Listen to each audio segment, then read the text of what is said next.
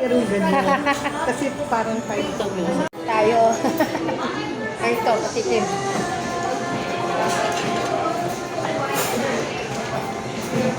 Kita ko, maraming kumakain ano. Pero na ayaw kasi mag-kanin, mag-noodles.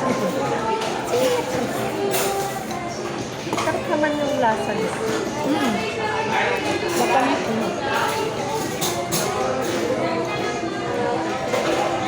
Ang sarap yung experience nito. Normal siya. Hindi siya fruit. Soup. Hindi sa soup. Soup. Hindi sauce. Pasaway eh. Pasaway na dinagdagan na natin ng sauce. Sabi nga, soup. Na yung gusto namin. Pasaway si kuya. Gagawin Hindi nagkaintindihan. Ang soup, ang ginahin sauce pa yung ginagay. Alat na eh. Kaya nga, kasi nga dalawa pa yung ilangay dito. Dalawa pa. Kaya para pababayaran niya, sauce pa, ano?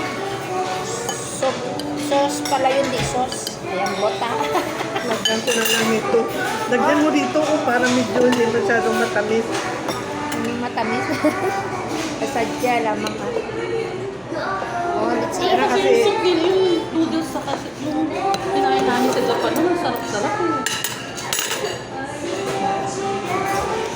Kaya nga ako din, excited nung makita ko sa baw kasi naisip ko, ito masarap sa baw. Masarap naman. Malasa na siya. Nakalat.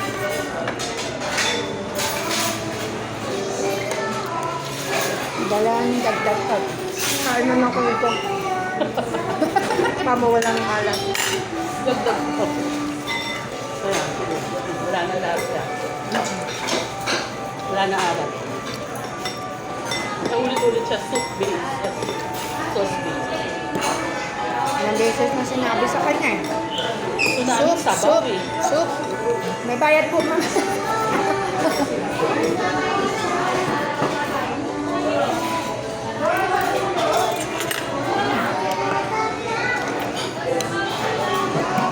Kainin mo nito, oh, parang hindi masyado. Lagyan mo. Diyosa. Ate.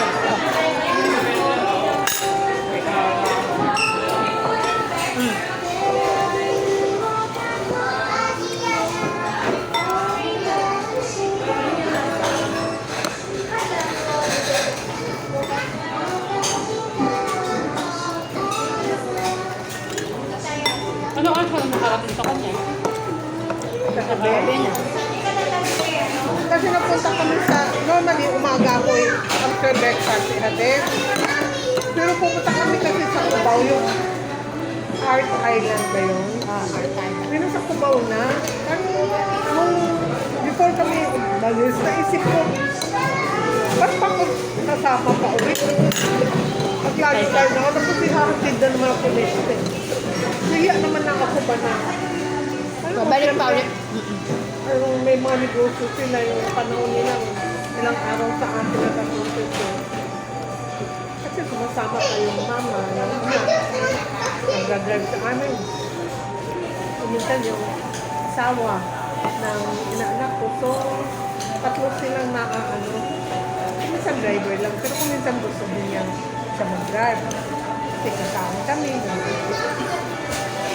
So, galing doon, hapon na kami kasi noong 7:30.